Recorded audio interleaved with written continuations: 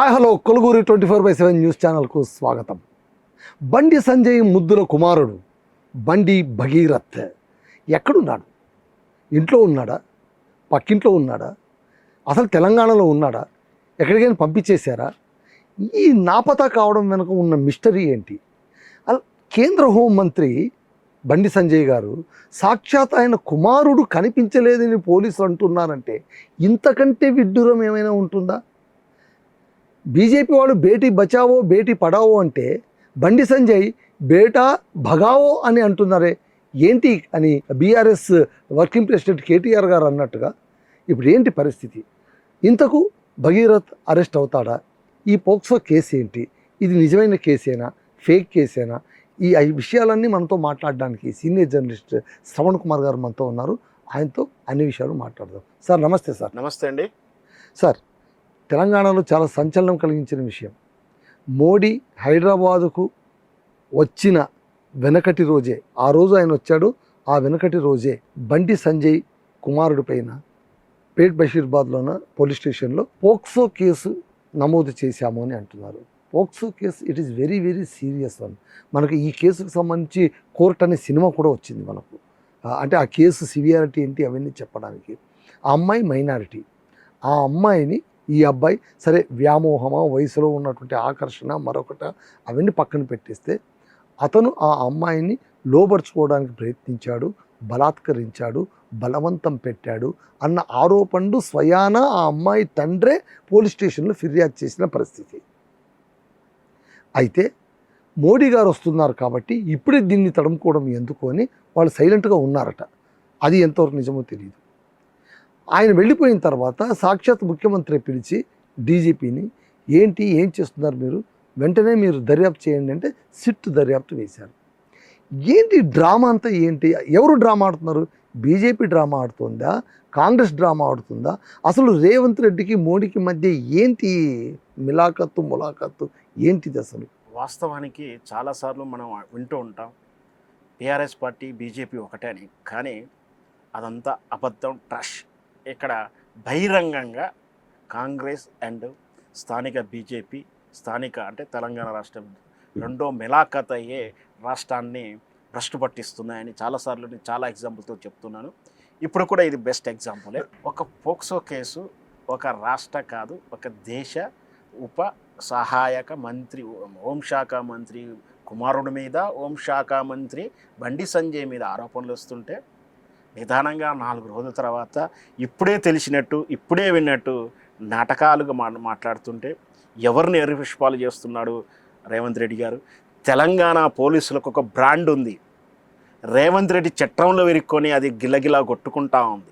తెలంగాణ పోలీసులు ఈ దేశమే కాదు ప్రపంచవ్యాప్తంగా చాలా పేరు ప్రఖ్యాతులు గాంచినటువంటిది.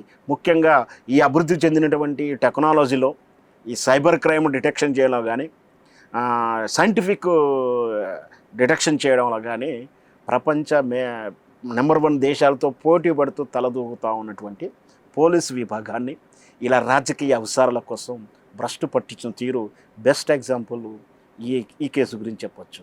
నిజంగా ఎంత నాటకీయ డ్రామాలు అంటే, ఇది వాస్తవానికి జనవరి నుంచి జరుగుతూ ఉంది, చర్చల్లో ఉన్నాయి, పై స్థాయిలో కీలక స్థాయిలో అందరికీ తెలుసు. పోలీస్ స్టేషన్ మెట్లెక్కిన కానించి అంటే 2 వారాల నుంచి తెలుసు. 2 వారాల నుంచి తెలిసినా కూడా ఏమీ కాకుండా ఇంకా ఆ కాంగ్రెస్ వర్గీయుల నుంచో కొంతమంది చెప్తున్నటువంటి ముఖ్యమైన సమాచారం అంటే రేవంత్ రెడ్డి గారి డైరెక్షన్లోనే ఈ కేసు తీరుతెన్నులు జరిగాయి. అంటే ఇక్కడ ఈ కేసు నమోదు అవ్వడానికి కూడా చాలా నాటకీయ పరిణామాలు జరిగాయి.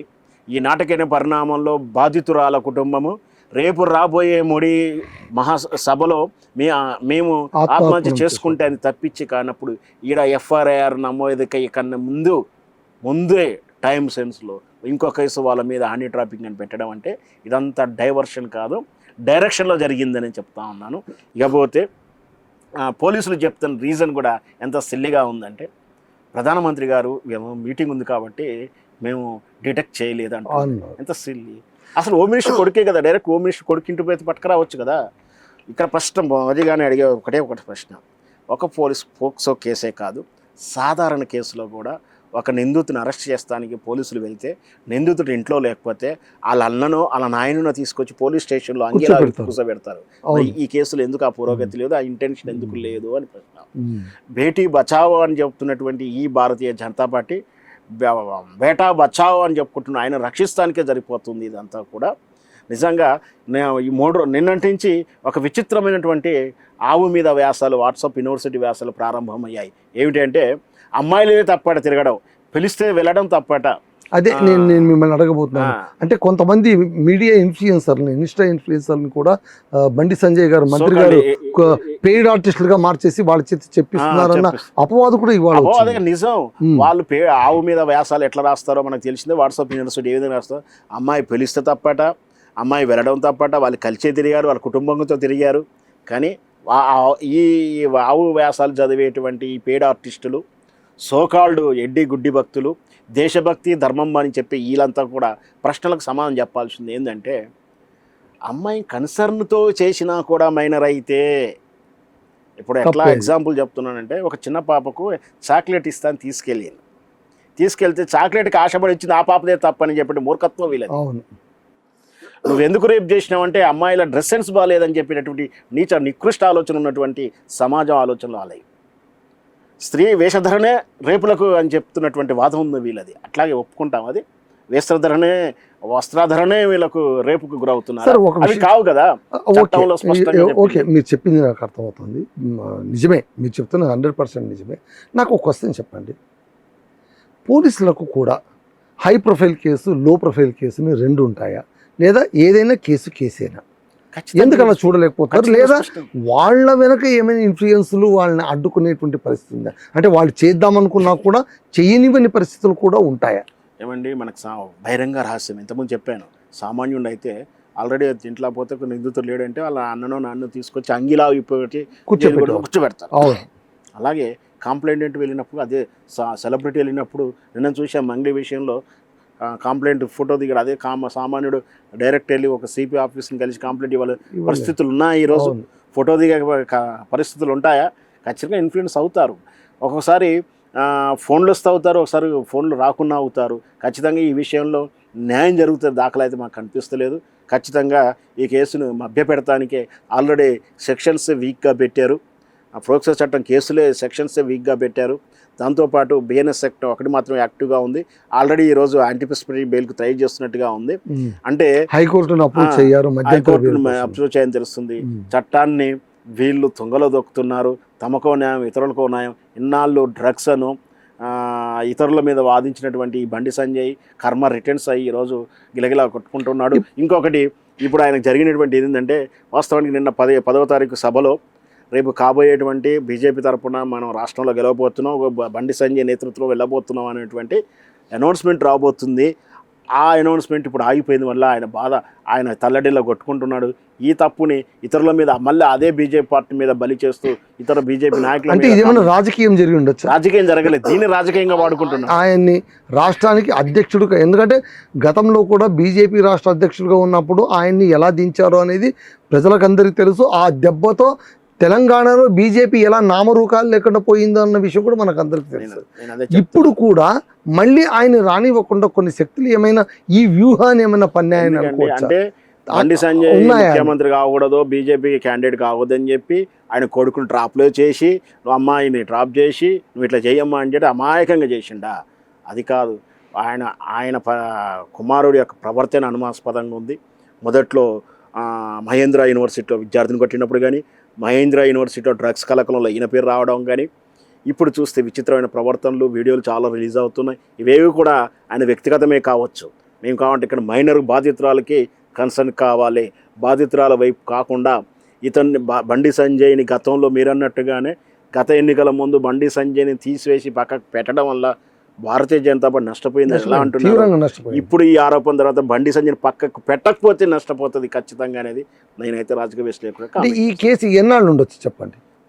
మీరు ఒక సీనియర్ జర్నలిస్ట్, మీకు తెలుసు ఒక వార్త, ఒక కేసు ఎంతవరకు హల్చల్ చేస్తుంది, ఎప్పుడు చెలగైపోతుంది.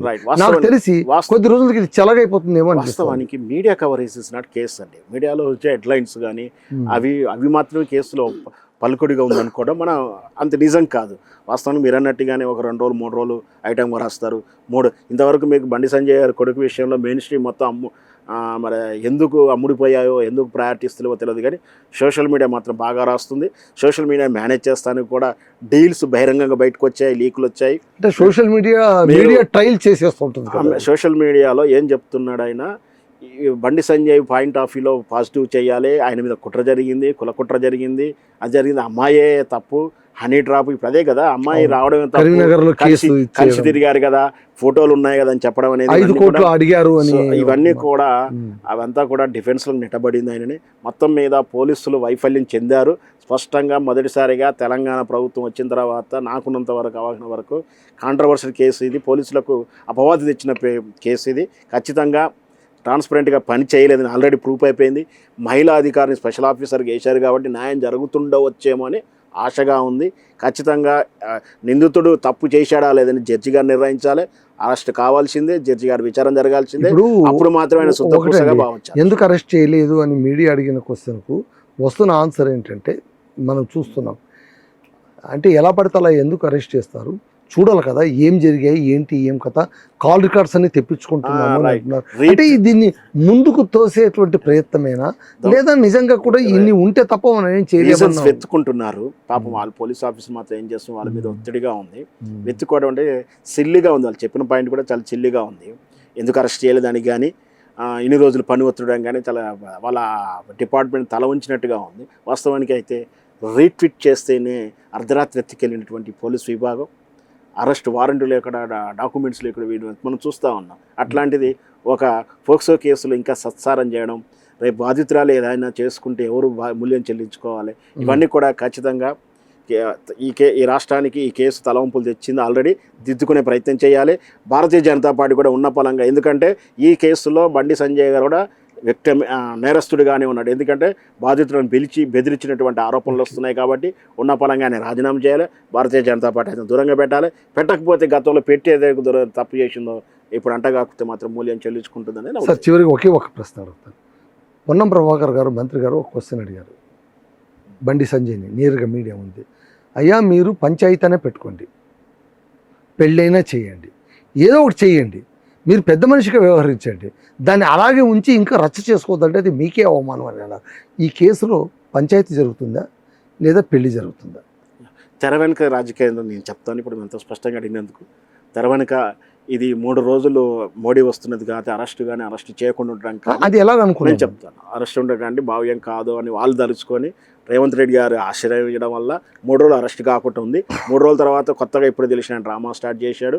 ఇకపోతే వాళ్ళకు ఉన్నటువంటి మనకు అందుతున్న సమాచారం చర్చల్లో బాగా అర్థమవుతుంది ఏంటంటే, ఇది ఇష్యూని అమ్మాయిని విక్టిమ్ ఏదో కేసుని విత్డ్రా చేసేటువంటి ప్రయత్నాలు, దానికి బీఆర్ఎస్ పార్టీని వాళ్ళు ఆశ్రయించినట్టుగా ఏది ఇష్యూ చేయకుండా వీళ్ళంతా చేయకుండా బీఆర్ఎస్ పార్టీని కేటీఆర్ని మచ్చగా చేసుకోవడానికి ఒక జిల్లా చెందినటువంటి మాజీ మంత్రితోటి మంత్రాలు చేస్తూ ఒకవైపు చేస్తూ ఆ కుటుంబం మీద ఒత్తిడి తెస్తున్నాడు వార్తలు అయితే. రాజకీయ పార్టీలను ఇవన్నీ చేసేలోపు సోషల్ మీడియాలో విపరీతమైనటువంటి కథనాలు స్టార్ట్ అయ్యాయి. సో దాంతో అమ్మాయినికి సింపతి పెరగకుండా ఈయన మీద చేయాలని చూస్తారు కానీ ఇదంతా రివర్స్ బొమరాంగ్ అవుతా ఉంది. అంటే సెల్ఫ్ గోల్ చేసుకుంటున్నాడు అనేది నా ఉద్దేశం. ఏం జరగబోతున్నది చూద్దాం. Okay, thank you very much. So ఇదండి, చూద్దాం మళ్ళీ బండి సంజయ్ గారి కుమారుడు బండి భగీరథ్ కేసు ఎక్కడి దాకా వెళుతుంది. నిజంగా ఆయన తప్పు చేసి ఉంటే శిక్ష ఖచ్చితంగా పడి తీరాల్సిందే. మరి తప్పు చేశారా లేదా అని నిరూపించవలసినటువంటి, తేల్చాల్సినటువంటి పోలీస్ వ్యవస్థ కూడా చాలా చురుగ్గా వ్యవహరించాలి, క్రియాశీలకంగా వ్యవహరించాలి. రాజకీయ ఒత్తిళ్లు వస్తున్నా కూడా వాటిని పక్కన తప్పించి చూడవలసినటువంటి హై ప్రొఫైల్ కేసు ఏం జరుగుతుందో చూద్దాం. Thank you all.